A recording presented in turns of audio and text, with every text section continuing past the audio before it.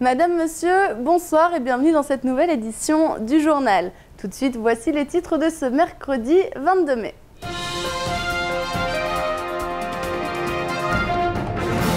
De nouvelles analyses ont été effectuées dans le cadre de l'affaire Roukia. Leurs résultats sont plutôt troublants, ils pourraient remettre l'affaire tout entière en question. Quelles sont ces nouvelles analyses? Que disent les résultats? On vous dit tout dans cette édition. Les douaniers de Longoni sont-ils coupables de corruption, passive ou active? La frontière est mince, est-ce les douaniers qui ont obligé les importateurs à payer ou ces derniers ont-ils soudoyé les fonctionnaires? C'est la question à laquelle le tribunal devra répondre. Un parking privé de 600 mètres carrés sous surveillance à moins de 2 km de l'aéroport a ouvert ses portes au début du mois de mai. Il est désormais possible de voyager sans avoir à s'inquiéter pour son véhicule. Jusqu'à présent, le risque de retrouver sa voiture en mauvais état sur le parking de l'aéroport était plutôt élevé. La chasse sous-marine se pratique idéalement à Mayotte, des conditions parfaites pour les adeptes de ce sport. Un sport qui reste malgré tout risqué et ce week-end, un homme est disparu en le pratiquant. Quelles sont les consignes à ne pas oublier? C'est ce qu'on verra dans quelques instants. Il pourrait bien s'agir d'un nouveau rebondissement, pour ne pas dire d'un véritable coup de tonnerre dans l'affaire Roukia, cette jeune fille retrouvée morte sur une plage de Trévani le 15 janvier 2011. De nouvelles analyses ont été effectuées et notamment sur les cheveux de la jeune fille. Les résultats sont étonnants, alors pourquoi? On voit ça tout de suite.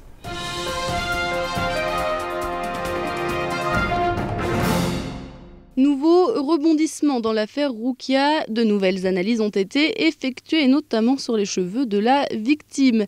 Les résultats sont étonnants. Tout d'abord, il s'avère que Roukia n'aurait jamais consommé de drogue avant le fameux soir de sa mort.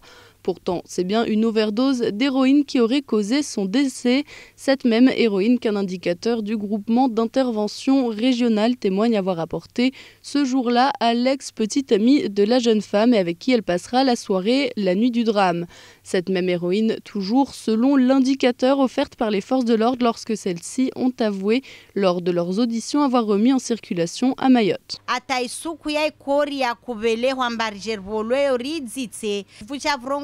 Kori kartsoi paraskuile raidziha mana vuatongozangina za lazimu ziparhwane harmwe kori ya Roukia kaza parhwana uelewa babu wa mitsisi elewa mana tau paralewa mtsisu amini baule de Roukia mana tsamuona zitongoza vira harmwe kori ya Roukia zisidzitswe na zirongolo zonzi pia wajajaketi vanu warongwamba bange leo tsahara bange lo de la mula Roukia limula ndani hangu.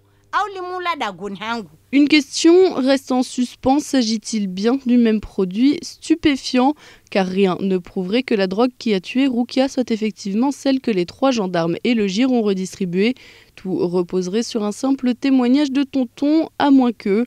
Il n'y aurait donc qu'une nouvelle et implacable certitude, Roukia serait bien morte d'une overdose. Deuxième jour de procès pour les douaniers de Longoni accusés de corruption. Une deuxième journée durant laquelle les langues se sont déliées. Il s'agit dorénavant de déterminer si les agents sont responsables de corruption passive ou active. Le procès doit au total durer 15 jours, c'est exceptionnel. Alors on fait le point tout de suite sur cette deuxième journée d'audience.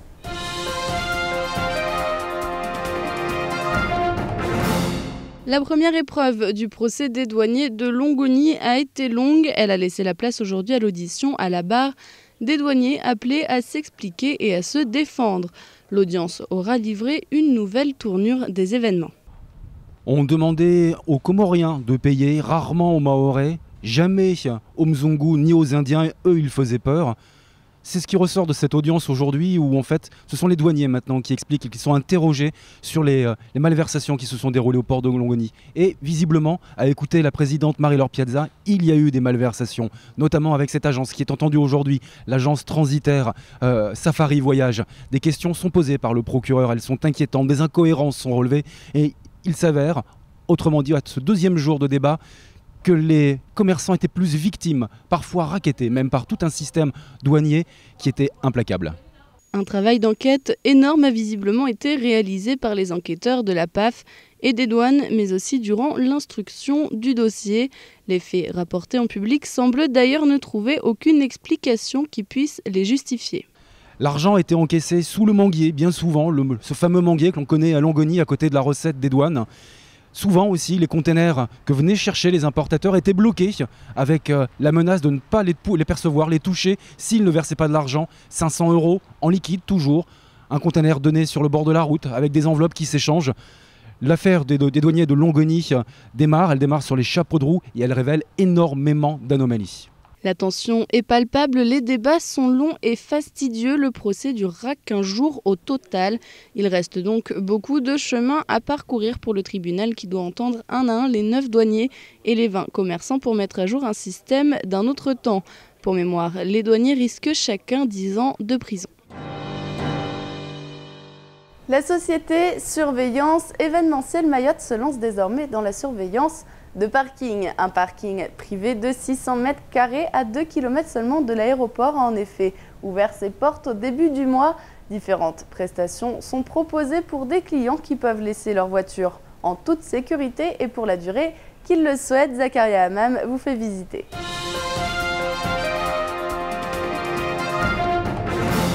La délinquance, l'insécurité et la vandalisation des voitures, autant d'aspects que Mayotte doit prendre en compte depuis quelques années maintenant. Ceci se ressent également en Petite Terre et surtout sur le parking de l'aéroport. Quoi de plus désagréable que de revenir de vacances et de retrouver sa voiture complètement vandalisée. L'idée, c'est que nous siégeons à 2 km de l'aéroport. Nous constatons à chaque fois les véhicules délaissés, nous on ose dire, à l'aéroport pour des gens qui partent en voyage. Aucune garantie de sécurité, au soleil. Donc on ne repart pas, pour moi, pour le résident, on ne part pas l'esprit tranquille quand on a la voiture au soleil avec aucune garantie. Créée en 2000 sous le nom de Sécurité 2000, la société effectua un changement de dénomination sociale en 2008 pour devenir une SARL et s'imposer en tant que boîte de sécurité dans l'événementiel. Nous avons installé un système de télésurveillance. Nous avons aussi installé une ceinture de lumière. Il y aura un gardiennage physique de 18 h à 6 h du matin. Comme vous pouvez le voir, nous habitons aussi sur place. Donc c'est quelque chose de très facile pour surveiller votre véhicule. Nous avons une société de gardiennage qui s'appelle SEM Sécurité, Sécurité événementielle Mayotte. Nous faisons plein d'interventions un peu partout sur Mayotte, à savoir le beach. Nous avons des clients comme Conseil Général, Jumbo Score. Nous travaillons un peu avec un peu tout le monde et ça fait aussi 14 ans que nous existons. Donc nous connaissons bien le terrain, nous connaissons bien Mayotte, nous savons bien où est-ce que nous allons. Une solution avec laquelle l'aéroport va devoir composer et qui pourra faciliter la vie des consommateurs qui pourront ainsi voyager l'esprit tranquille. Dimanche soir, une femme signale à la gendarmerie que son mari, parti en chasse sous-marine aux alentours de 15 h, n'est toujours pas revenu. Un sauvetage maritime est aussitôt déclenché. Il sera stoppé aux alentours de 23 h 30 pour reprendre le lendemain en vain. Tout de suite, on revient sur cette disparition et les consignes qui prévalent lors de la pratique de ce sport à risque avec Zakaria Hammam et Fred Souleymana.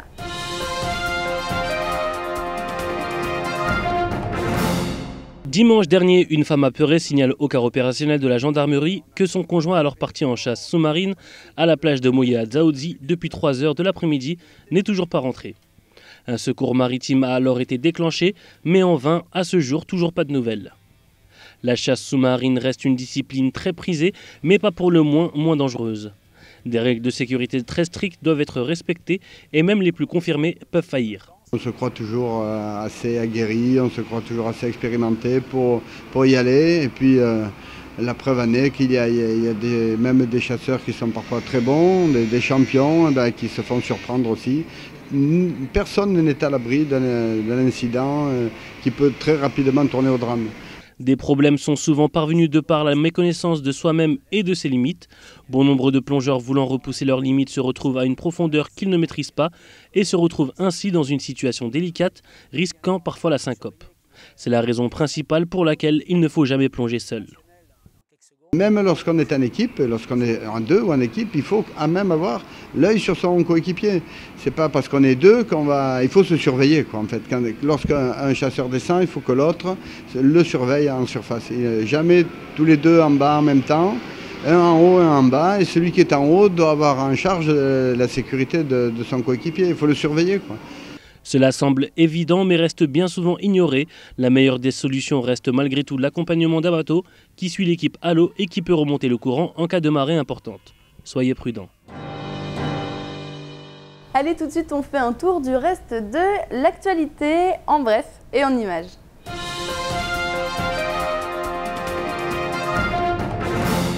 Le préfet de Mayotte, Jacques Witkowski, a assisté hier en milieu d'après-midi à la signature de plusieurs contrats emploi d'avenir lors de sa visite de la mission locale de Mayotte à Cavani. En réalité, je crois qu'ils démarrent demain, mais ils doivent signer leur convention cet après-midi.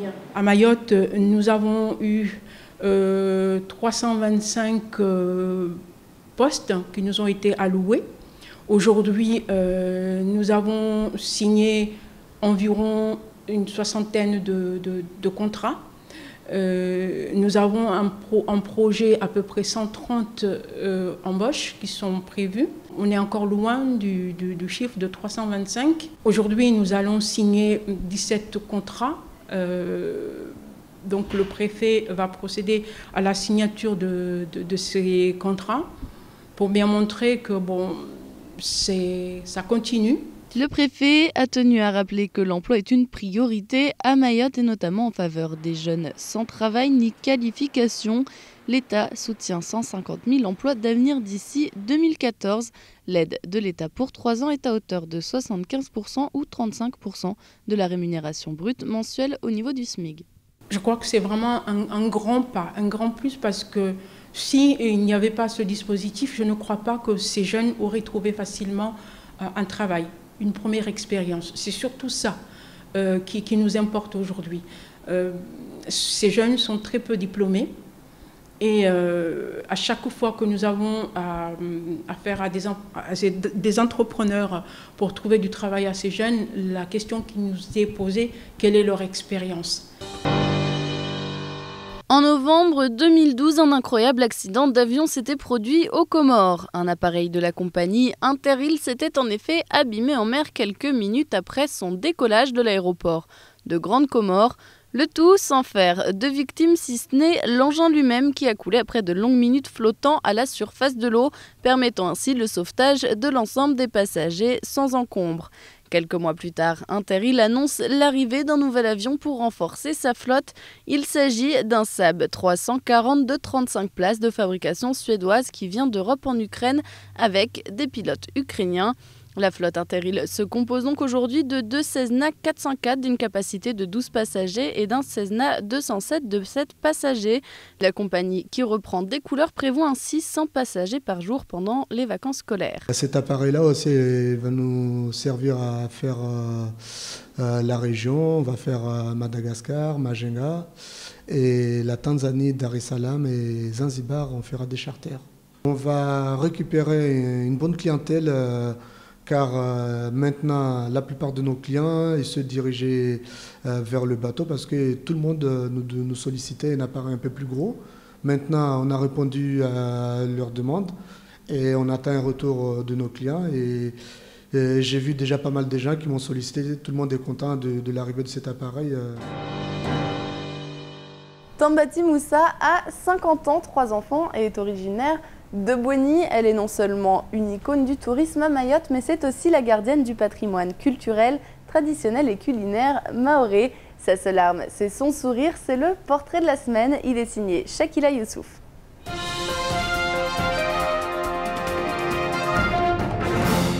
Tambati Moussa vient de Boigny et c'est justement le combat des femmes qui la symbolise. Dans sa commune, elle mène un combat pour la liberté et le respect des coutumes mahoraises. Aujourd'hui, elle se situe dans la lignée directe des chatouilleuses. Son combat, c'est sa vie et elle le mène grâce à son seul charisme. Objectif, mettre en valeur la mahoraise à travers le msinzano, le salouva, le mbiwi, le chombo, le débat, et bien d'autres choses. Pour les touristes, elle est très accueillante, elle nous fait découvrir la culture mahoraise, que ce soit la nourriture ou le style vestimentaire, ainsi que les instruments à utiliser tous les jours par les Mahorais. Le chambo, elle est très accueillante et elle explique, dès qu'on lui pose une question, elle va nous répondre, et très intéressante. Voilà là-bas. Tambati considère qu'elle a vécu une enfance douloureuse. Et n'ayant pas été scolarisée, elle souhaite plus que tout prouver qu'avec de la volonté et de la motivation, rien n'est inaccessible. Et tous les matins, elle tient un stand où elle vend des objets traditionnels fabriqués par les artisans du village. La femme de Bouéni permet aux habitants de sa commune de vivre. Elle représente Mayotte dans le monde entier et en fait une promotion non négligeable. Notre tradition se perd et se perd très vite. Donc je dis vite, je me base dans l'artisanat pour que notre tradition et notre culture restent. Parce que déjà vous avez vu les jeunes qui étaient là, ils étaient très intéressés à connaître, à savoir qu'est-ce que c'est. Ils ont attaché le machevé, ils n'ont jamais vu les bananes séchées. C'était une tradition très longtemps et c'est perdu, on ne les voit plus. Donc c'est une bonne chose de garder notre identité. Son succès, elle le doit à son mari, ami de toujours. Il a su l'épauler, il la soutient dans tout ce qu'elle entreprend. Aujourd'hui, préserver les racines de son île reste son objectif. Pour elle, pour ne pas se perdre, il est nécessaire d'évoluer sans oublier son identité. À tous ceux qui un jour ont la chance de la rencontrer, elle transmet ce message avec le sourire toujours.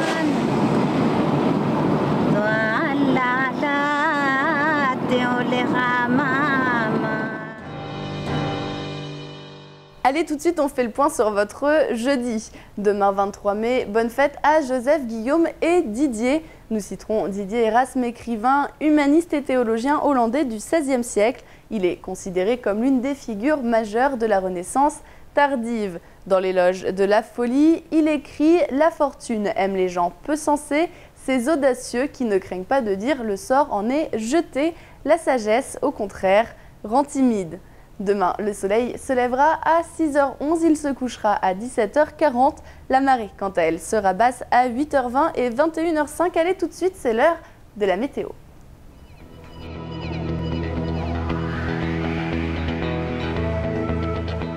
Du côté de la météo, demain matin, le soleil et les nuages joueront à cache-cache toute la matinée.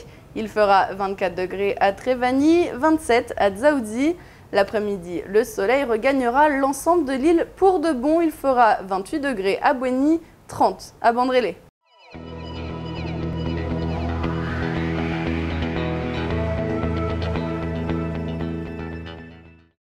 Allez, tout de suite, on fait le point sur ce qu'il faut retenir de cette journée en maoré.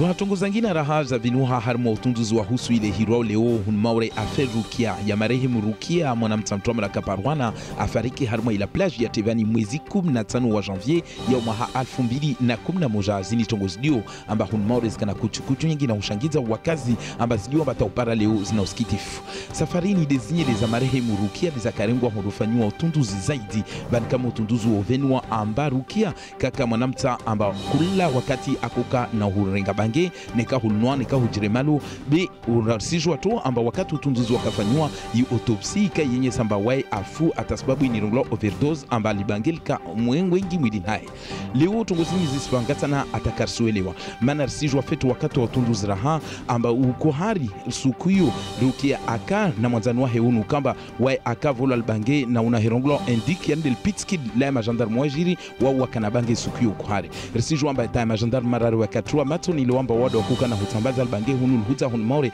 wa wajaune waka kubana bakwedi wakana ufanya tongoyo safkeli wolsu ala la hujuamba yeba kweli sukuyo ne utunduzi wo venwamba Rukia mfano afariki nai ni roglo overdose amba kana bange mwidini baisha raha utunduzi wa zinyele usenye samba waika kukana hurenga bange kula daharbe mkinishadu kuharugo tu demkinda renga bi leo isenye sawan halwatara leze vano amba liwo fano renga ya fete yeso namba waeleo harma utunduzi pia zafanyiwa karsenye kavutongo yenye sao dalili yenye sao amba kweli delbange linirongolo heroin kamba majandarmu ndo wakolsambaza hunu de la mula basi nekati delbange la heroin il majandarmu wakuka na ulzingizia hunu hulhuza hunu basi delivi de la mula Rukia.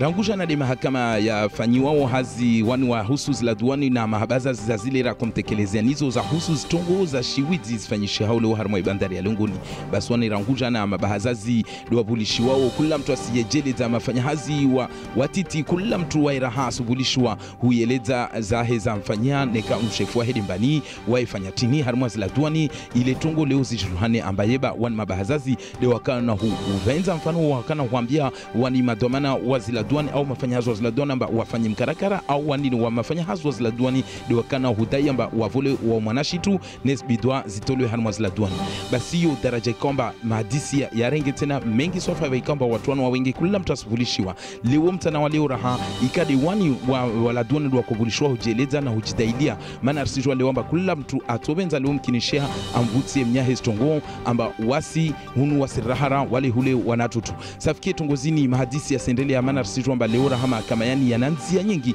maana mkinishia afanye swafi siku 15 amba mifumo midi baisha leo kavutongo mrahatisho unyisa amba mbani leo de Lionel Kosa omba nida kana uhiba omba nida kana ufanya stongo bersi jwamba watona wengi haiwe kwamba mabahazazi tu wabulishwa wa parashirini wa rahingalia bora hawa ni mafanyahazi wala duani washenda safike leo kula mtu asijeleza arongowe kula nukuta haifanya harma ibandari ya Longoni wani mabahazazi wajeleze zaobido waskana hoswinga halu wastoa waomgalia mbani tongoskana ovira harma zila duani bersi jwamba tongozini stokana satuanziro sijwamba na sengwe stokamangafu hatu hunmoro wakati nuri pia sijwamba ufahabalu una nguvu ranguzi nyumba skana huvunza ya magari ya kana huvunza burebure atasababu watu wazungu house marke waizikana huvunza tu ya magari rangu nyambubule atanyambo titi basi atafumo vili ya zuzi ya vira vwabweni ahira majandarmu highway kao hamo na ushangavu amba mewahe karege daguni na unu akala wa honrofuma baharini rangu sayashenda za ujio ataukwari wae karege raha tongoiliwa amba wae ukana huifanya mewahe hunu ndata baharini be wan majandarmu hauharaka wao washuku baharini de majandarmu ya baharini rangufu mo video walio harma uzungu ha uheya na ushuka harma mwamba atawazingizie na harma imihoko huzingizia mababuni pia hungalia ataupara basa mtunu wa ikaonewa hufuma baharini hunu maure jiramba watu wengi de ukana hufanya tongono deini na hiyo ina ajali nyingi maana baisha mtu mtaalamu wa baharini mtu ukaomba ashuka uzimu hufuma mfano nersi jwamba ajali zo za nyingi baharini amba mtujo paruhana na ajali mfano halaeleza vanu bwana Jacques Pass amba waileo aseleza watu amba watu ande na utahadhari maana kula mtu andao baharini yu ajali ya karibu na wai baisha leo mtu de haraka kumwambia namba mtaalamu be mtu asende weke baharini hana uzimu ambao mtu asulufanya malozi ya uzimu na mnayo bejuka hator na mtu safikiri situ amba leo wai aseleza rahamba wa sharia za hudunga na nzia za hudunga ya ufanya malozi ya uzimu norde yayo safikiri tongo tizani mazazi zijiri msizikia safikiri atobenza leo alati rishia amba kula mtu akaona ufanya malozi norde yayo askana onda baharini weke be ajali zanye baharini uzimu na bahari. C'est la fin de cette édition. Merci de l'avoir suivi. Dans un instant, vous retrouverez le faux journal de Camar. Tout de suite après, ce sera le temps de parole. L'invité de ce soir, c'est Sanda, un citoyen de Sada. Il dénonce des pratiques de la mairie de sa commune. Demain à 19h, dans votre JTM, retrouvez Abi Saïd Adinani. Et moi, je vous souhaite une très bonne soirée à toutes et à tous.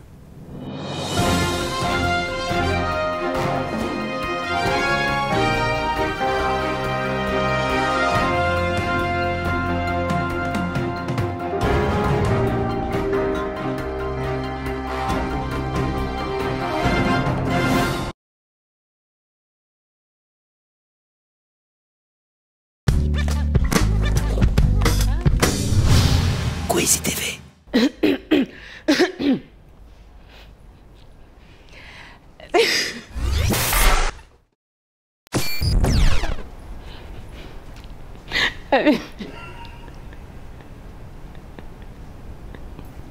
Siwezini maraba. Je suis désolée.